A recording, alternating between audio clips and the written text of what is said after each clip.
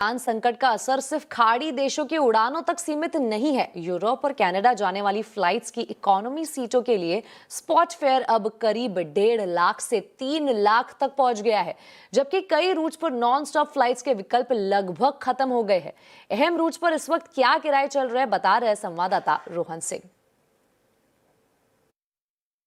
Iran संकट का असर सिर्फ गल्फ देशों के हवाई किराए पर नहीं पड़ा है, बल्कि पूरे कनाडा, यूरोप या अमेरिका के जो किराए हैं वो भी इससे खास से प्रभावित हुए हैं। खासतौर पे इसलिए क्योंकि जितने यूरोपियन डेस्टिनेशंस हैं वो अगर भारत से जो फ्लाइट्स हैं वो गल्फ के रूट्स को ही लेते हैं, और चूंकि यहाँ का एयर स्पेस इस वक्त काफ़ी रिस्ट्रिक्टेड है, इसलिए अब इन्हें लंबे रास्ते को लेना पड़ रहा है। इसलिए किराए काफ़ी ज़्यादा बढ़ चुके हैं। साथ ही बहुत सारे जो एयरलाइन हैं उन्होंने तात्कालिक रूप से अपने जो फ्लाइट्स की संख्या है से भी कम की है, जिसका असर आपको साफ देखने को मिल रहा है।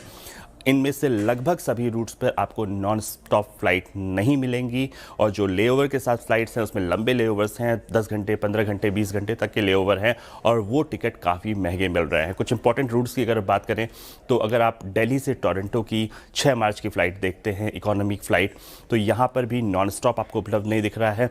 अबू धाबी लेओवर के साथ एक एतिहाद का एक की फ़्लाइट उपलब्ध है, लेकिन इसके लिए आपको मिनिमम कम से कम 2,32,000 का किराया देना पड़ेगा वन वे के लिए। एयर इंडिया की फ़्लाइट इस दिन तो उपलब्ध नहीं है, लेकिन अगले दिन यानी कि 7 मार्च को उपलब्ध है, लेकिन उसके लिए आपको 2.5 लाख रुपए का न्यूनतम किराया देना पड़ेगा।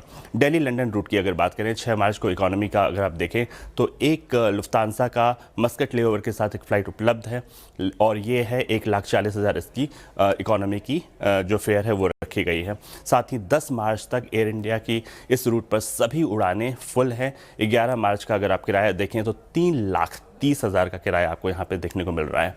ठीक इसी तरह से अगर आप दिल्ली पेरिस रूट की बात देखें, नॉन स्टॉप फ्लाइट उपलब्ध नहीं है। मस्कट लेओवर के साथ एक फ़्लाइट उपलब्ध है ओमान एयर की, लेकिन इसके लिए मिनिमम आपको 1,60,000 का किराया देना पड़ेगा। इस रूट पर एयर इंडिया की सभी फ्लाइट्स 13 मार्च तक सोल्ड आउट हैं।